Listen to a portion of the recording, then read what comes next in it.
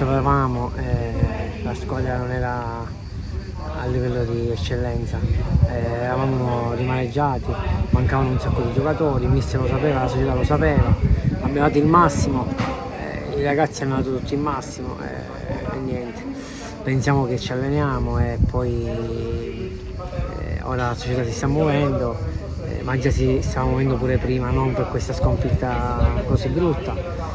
La Coppa Italia non ci interessa, pensiamo subito al campionato e va bene così.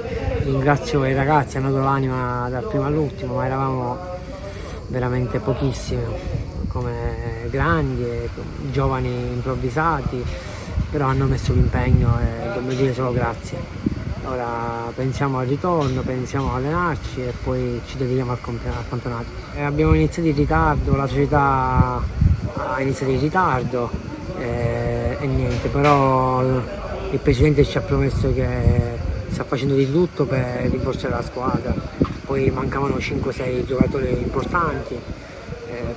Ti ripeto, non dobbiamo pensare a questa partita, dobbiamo pensare al campionato e ci dobbiamo allenare. Il mister lo sa, la società lo sa e noi siamo qui, oggi abbiamo dato il massimo tutti insieme e basta.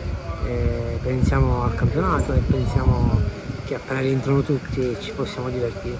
Io ormai ho l'età, quando il mister mi chiama in causa do l'anima fino alla fine. L'importante è che la Palma ritorna a quella che ha fatto sempre in tutti questi anni.